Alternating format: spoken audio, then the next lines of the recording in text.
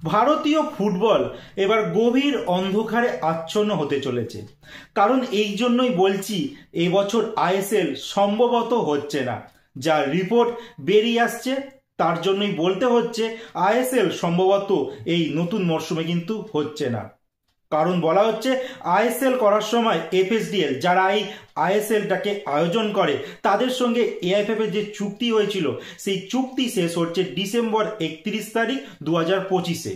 আর আমাদের যে ফুটবল মরশুমটা, যে নতুন যে মরশুমটা আর প্রতি বছরই যেটা চলে, সেটা কিন্তু এই সেপ্টেম্বর অক্টোবর থেকে লিগগুলো স্টার্ট হয়। যেমন এই বছরটা যদি আমি ধরি, মানে 2025-এ সেপ্টেম্বর অক্টোবর থেকে ক্লাবের লিগগুলো সব স্টার্ট হবে, শেষ হবে 2026 সালের মে মাসের 31 তারিখ। এইবার 31শে ডিসেম্বর যদি শেষ হয়ে যায় 25 সালে, তাহলে 26-এতে আর কিন্তু তারা কোনো দায়িত্ব নেবে না। যার জন্য এই লিগের ভবিষ্যৎ কিন্তু পুরোপুরি অন্ধকারে। কারণ প্রতিটা আইএসএল এর দলই কিন্তু ক্ষতির সম্মুখীন হতে হয়েছে, সেটা এফএসডিএলও হতে হয়েছে। কারণ ভারতীয় ফুটবল দলের পারফরমেন্স দেখেও তা বোঝা যাচ্ছে, একটার পর একটা ম্যাচ হারছে, যেখানে গোলই করতে পারছে না সিনিয়র পর্যায়ে টিমগুলো। আর আন্ডার-23 যে টিম ছিল, তারা তাজিকিস্তানের বিরুদ্ধে লাস্ট ডে একটা ম্যাচ খেলেছিল ফিফা ফ্রেন্ডলি, যেখানে 2-1 এগিয়ে থাকার পরও ম্যাচটা 3-2 গোলে হেরে যায়। মহিলা ফুটবলেরও একই অবস্থা। 49তম র্যাঙ্কে ছিলাম 2014 সালে, আজ পিছাতে পিছাতে আমরা 70-এ চলে এসেছি।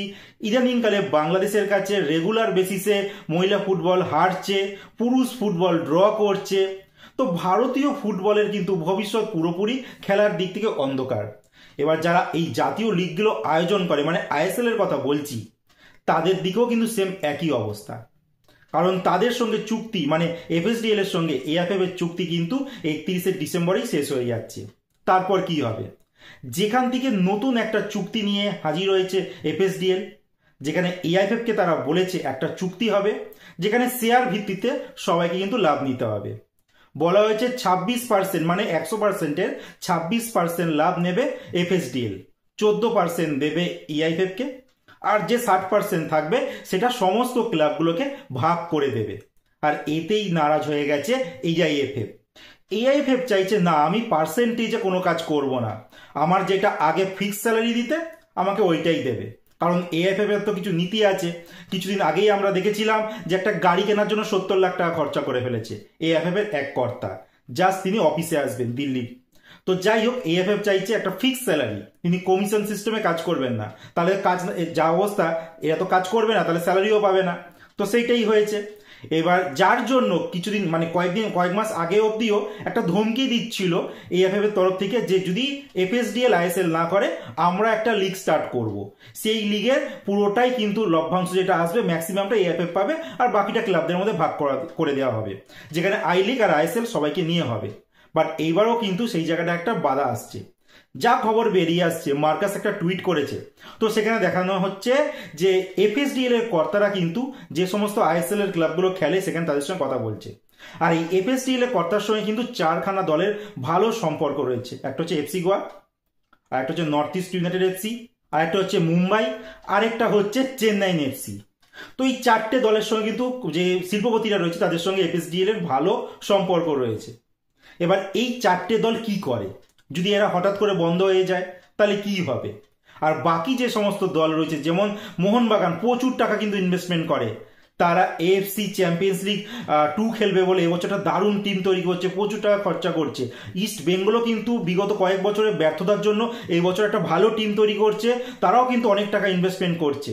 এইবার যদি ক্ষতি হয়, এর দায় কে নেবে? আর এখন যা পরিস্থিতি দাঁড়িয়ে রয়েছে, তো সেখানে এআইএফএফ আর এফএসডিএল এর মধ্যে 2খানা মিটিং হয়ে গেছে, তারপরও কিন্তু কোনো রাস্তা বেরোয়নি।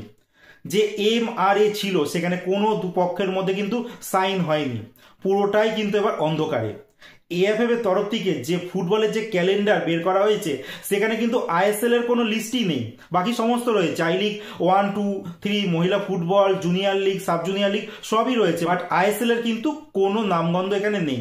আর এইটাও ঠিক, আইএসএল কিন্তু এআইএফএফ আয়োজন করে না, এটা আয়োজন করে কিন্তু এফএসডিএল। মানে বুঝতেই পারছো, একটা দেশের জাতীয় লিগ আয়োজন করছে এফএসডিএল একটা প্রাইভেট সংস্থাকে দিয়ে, মানে এফএসডিএল আয়োজন করছে, এএফএফ কোনো দায় নিচ্ছে না। একটা সময় যখন আই লিগ হতো তখন কিন্তু এএফএফ আয়োজন করতো। তো যাই হোক, ভারতীয় ফুটবল কিন্তু পুরোটাই এবার অন্ধকারে চলছে। যেমন বয়স ভিত্তিক দল বলো, যেমন সিনিয়র দল বলো, মহিলা ফুটবল কর্তারা, সব জায়গায় একই অবস্থা চলছে। যেখানে আই লিগ চ্যাম্পিয়নকে তারও ঘোষণা কিন্তু এখনো অবধি হয়নি। যেখানে কলকাতা লিগ মানে সিএফএল চ্যাম্পিয়ন তারও কিন্তু নাম এখনো ঘোষণা হয়নি। মানে বোঝাই যাচ্ছে ভারতীয় ফুটবল কোন দিকে যাচ্ছে। তোমাদের কি মতামত? ভারতীয় ফুটবল কি সামনের দিকে এগোবে নাকি আরো গাড্ডায় চলে যাবে? কমেন্টে জানাতে একদম ভুলবে না।